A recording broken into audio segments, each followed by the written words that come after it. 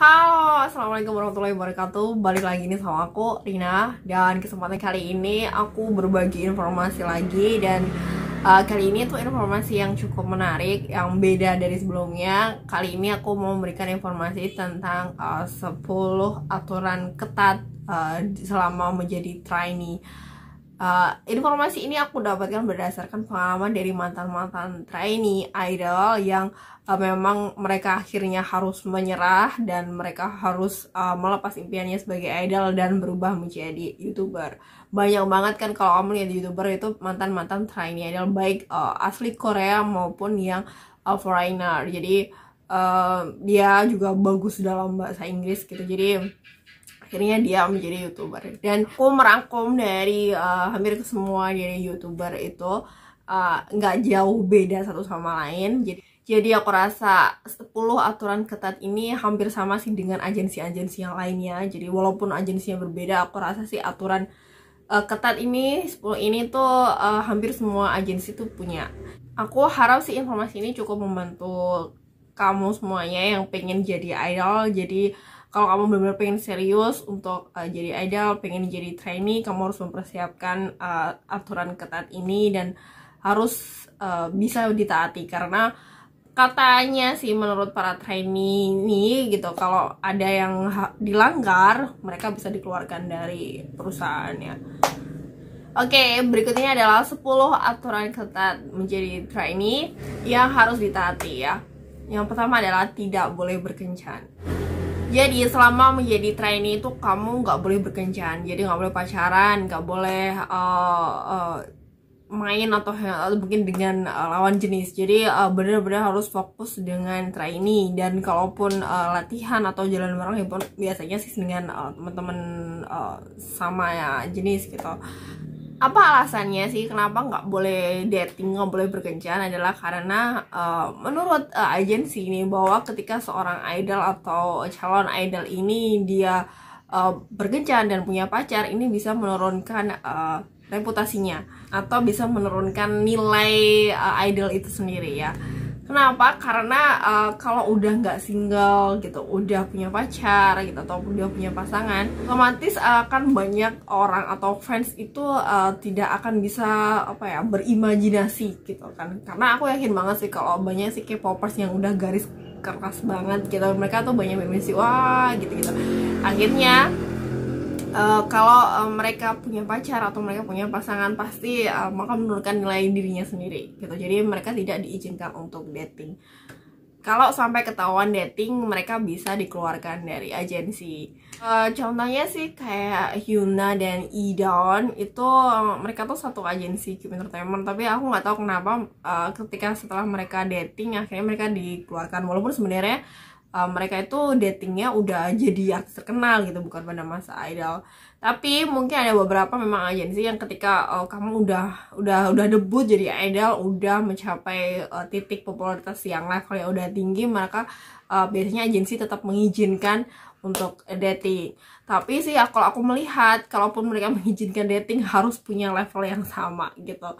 Jadi ada yang agensi kayak mengizinkan kamu dating dengan sesama agensi gitu. Kayak JYP itu sebenarnya dulu mengizinkan untuk dating sesama agensi. Ada yang agensi tertentu yang mengizinkan dating agar tapi harus sama-sama dengan selebritis yang selevel juga kayak gitu. Tapi ada juga sih kayak artis yang kayak Chen, EXO gitu kan, yang akhirnya memutuskan tunangan dan menikah. Itu akhirnya banyak beberapa fans yang mungkin tidak menyukainya, sehingga bahkan ada beberapa fans yang minta dia keluar dari EXO gitu. Terus dulu zamannya Seungmin Super Junior pun juga seperti itu kayak gitu ya. Tergantung agensi dan juga masing-masing pribadi sih gitu. Tapi kalau untuk trainee tetap sih dia akan dilarang dating gitu. Kalau kecuali kalau udah terkenal tadi kan, itu udah beda lagi. Tapi kalau trainee tetap nggak boleh berkencan ya. Oke, yang kedua adalah tidak boleh tato. Jadi selama kamu jadi trainee, kalau selama kamu masih bersih belum pakai tato, dan selama kamu jadi trainee kamu nggak boleh pakai tato. Kenapa? Karena kalau di Korea itu budayanya tato itu nggak bagus gitu. Tato itu adalah suatu suatu tindakan ilegal gitu. Karena kan nggak ada tato itu dilakukan oleh dokter gitu. Kecuali kalau operasi plastik itu justru malah legal karena kan dokter yang lakuin. Tapi kalau tato itu kan nggak mungkin dilakukan oleh dokter, jadi hanya cuman kayak orang tato artis gitu aja yang hanya khusus kayak gitu, dan dia tidak punya izin yang legal gitu, sehingga tato ini dianggap ilegal di Korea. Kalaupun ada artis yang udah akhirnya terlanjur bertato, ataupun memang dia sebelum jadi artis udah tatoan tapi tetap akhirnya didebutkan sebagai artis, dia biasanya kalau tampil di acara TV akan pakai baju yang benar-benar tertutup gitu. Jadi kalau misalkan tatonya di tangan ya benar-benar full lengan panjang. Kemudian kalau ada tato di leher ya dia akan pakai sini baju yang tertutup sampai sini kayak gitu. Jadi karena memang kalau di TV Korea itu nggak bagus gitu, nggak gitu diizinkan lah ya. Jadi harus ditutupi. Atau kalaupun ada artis yang udah debut dan terkenal, dia akhirnya pakai tato kayak seperti GD ataupun BTS Jungkook gitu kan, dia pakai tato tapi kan dia posisinya udah terkenal. Kalau selama trainee nggak boleh gitu. Terus aturan yang ketiga adalah diet ketat. Nah, aturan diet ketat ini kayaknya identik banget sama yang namanya girl group gitu ya. Jadi buat cewek tuh harus diet ketat banget gitu. Tapi sebenarnya sih ini nggak berlaku buat cewek, tapi juga berlaku buat calon idol cowok. Jadi para trainee cowok juga harus diet ketat, karena sebagian besar perusahaan itu akan menuntut para calon idol itu harus berat badannya ideal. Cewek ya kamu harus kurus.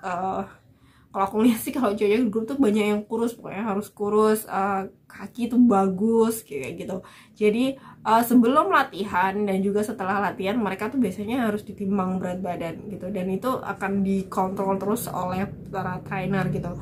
Jadi kalau sampai misalkan hari ini kamu sebelum latihan berat badannya kok naik daripada kemarin, ya pasti akan kena marah, dan habis itu akan pasti dihukum diet ketat banget. Diet ketat yang nggak boleh makan karbo, yang harus makannya mungkin hanya protein aja gitu, makannya mungkin buah aja. Jadi yang mengatur makanannya nanti agensinya sendiri. Dan akhirnya sih nggak sedikit sih beberapa dari idol tuh harus mengalami yang namanya anoreksia gitu, karena memang stres gitu, karena tidak bisa makan seenaknya kayaknya kita gitu, dan bisa makan enak mungkin hanya diatur waktunya tertentu aja. Oke, yang keempat adalah masa latihan yang lama ya. Jadi karena kalau jadi trainer itu benar-benar fokus ke latihan. Latihannya itu dari mulai pagi gitu jam 5 atau jam 6 pagi sampai waktunya itu selama 12 jam. Jadi bisa sampai malam. Jadi pagi sampai malam. Tergantung sih dari kelas training kamu. Kalau kelas training dasar mungkin yang nggak terlalu lama, masih bisa ditoleransi. Tapi kalau semakin kelas kamu makin tinggi, makin eksklusif, maka waktu latihannya akan lebih panjang dan lebih lama lagi, bisa sampai tengah malam gitu. Jadi di sela-sela latihan ya hanya makan, ke kamar mandi, ya tidur ya hanya boleh nanti kalau udah selesai latihan kayak gitu. Nah, fungsi dari latihan lama ini adalah benar-benar untuk menciptakan suatu ya kalau latihan nyanyi atau koreografi ya benar-benar koreografi yang sempurna.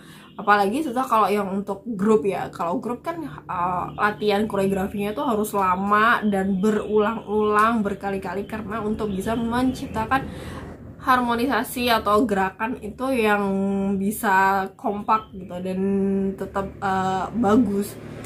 Dalam satu minggu itu ada hari liburnya di hari Minggu. Jadi hari Minggu itu libur, nggak latihan, boleh keluar atau boleh pulang ke rumah, kadang kayak seperti itu. Terus untuk latihannya kan full 6 hari, itu nggak cuma latihan dance aja tapi juga vokal, bahasa dan sebagainya, tergantung dari agensi itu sendiri ya. Oke, yang kelima adalah tidak boleh merokok.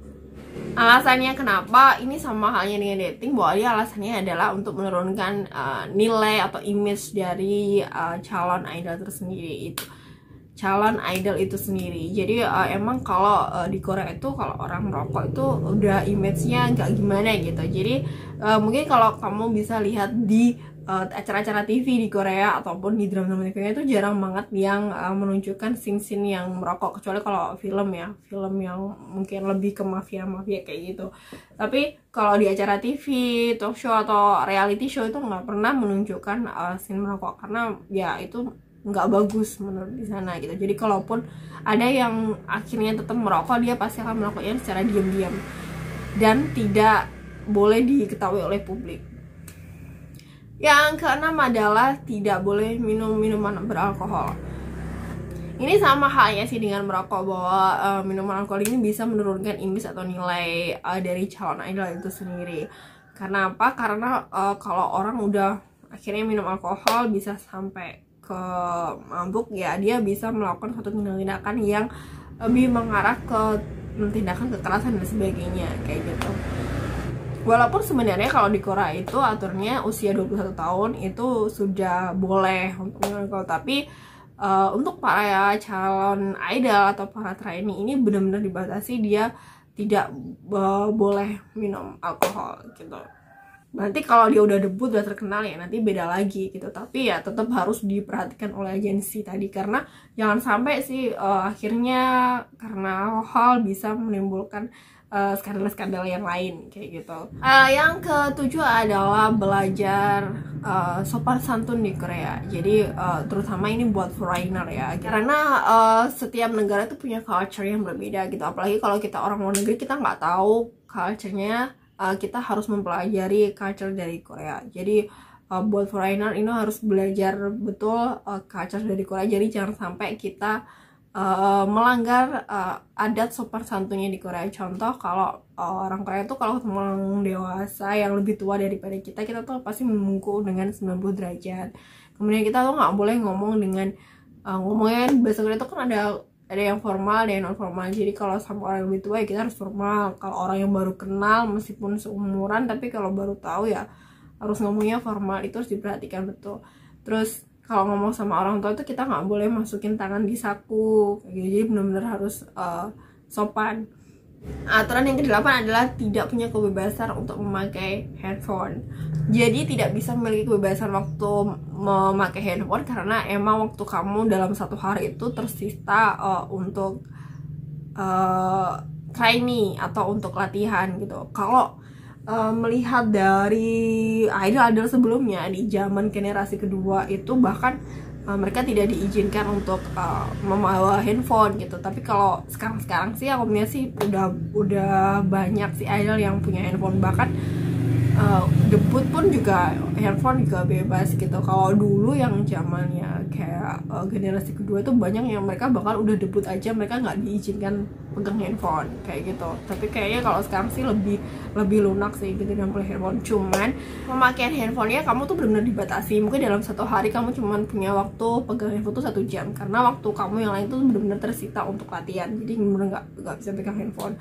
Akan lebih bebas pegang handphone ketika nanti nyampe ke hari Minggu, karena hari Minggu tuh libur. Terus kalaupun nanti kamu itu pegang handphone selama trainee gitu, manajer dari agensi itu akan selalu ngecek handphone kamu. Kamu tuh ngirim SMS pesan tuh ke siapa, kamu tuh teleponnya itu sama siapa, kamu mungkin kalau sekarang tuh idol yang trainee itu nggak punya yang namanya adalah akun SNS gitu atau sosial media gitu, itu masih belum diizinkan. Tapi kalau pegang handphone aku rasa sih udah mulai diizinkan. Jadi mereka nggak bisa seenaknya untuk posting gitu.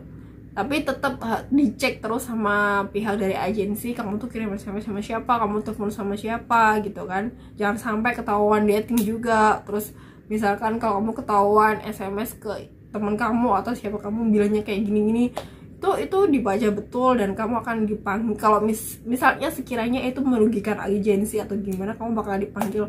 Nih kenapa kamu kok kirim SMS kayak gitu, atau alasannya karena apa kayak gitu. Tuh benar-benar diperhatikan betul oleh agensi ya. Aturan yang ke-9 adalah untuk trainee cowok dan juga cewek itu tidak boleh bertemu. Jadi mereka memang dilatih secara terpisah. Nggak cuma dilatih secara terpisah, itu kan mungkin gedungnya ada yang kalau udah agensi yang besar ya gedungnya udah beda. Kemudian kalau mungkin masih agensi baru ya dia akan dijadwal untuk latihannya gitu. Ini yang gedung ini mungkin yang cowok jam berapa sampai jam berapa, gedung ini untuk cewek jam berapa sampai jam berapa kayak gitu. Terus nggak cuman itu aja, jadwal makan pun juga diatur. Gimana caranya supaya trainee cowok juga trainee cewek ini nggak ketemu saat makan. Jadi makan misalkan di kantin suatu agensi bareng-bareng yang dijadwal jam sekian ini untuk training cowok. Yaudah kalau sudah training cowok keluar baru kita training cewek kayak gitu. Karena emang ini fungsinya adalah untuk mencegah interaksi antara trainee cowok dan juga trainee dari cewek. Kemudian aturan yang ke-10 adalah adanya promo untuk operasi plastik gitu. Ini udah rahasia umum ya gitu kan, kalau di Korea itu emang operasi plastik itu banyak banget tempatnya dan ini benar-benar legal, jadi boleh dan siapa aja boleh gitu. Dan kalau trainee atau calon idol ini yang dirasa menurut agensi ini visualnya kurang deh, ini kayak kurang gini deh. Biasanya sama agensi itu akan dipertemukan dengan dokter bedah plastik. Jadi nanti dokter bedah plastiknya akan menyarankan, oh ini kamu harusnya rahangnya agak gini gitu, oh ini hidungnya gini, oh ini matanya harus karena mata kamu monolit kamu harus bikin biar double eyelid kayak gitu. Jadi nanti kamu akan dipertemukan dokter, nanti dokter yang menentukan. Kecuali kalau emang udah bawaannya lahir dia udah ganteng, udah cantik banget gitu, mungkin nggak terlalu banyak dipoles sama perusahaanmu juga, mereka nggak akan minta untuk operasi plastik. Tapi kalau mungkin dilihat, oh ini nih calon idol aku ini udah masuk kelas eksklusif, dia udah siap debut, nah ini tapi visualnya kayaknya masih kurang nih, dia akan dipertemukan dengan dokter bedah.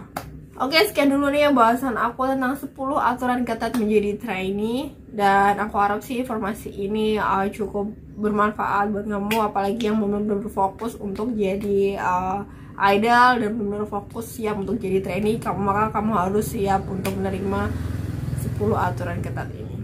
Oke, sekian dulu ya. Jangan lupa untuk klik like dan juga subscribe-nya, klik tanda lonceng untuk dapat notifikasi video aku berikutnya. Thank you so much for watching. See you and bye.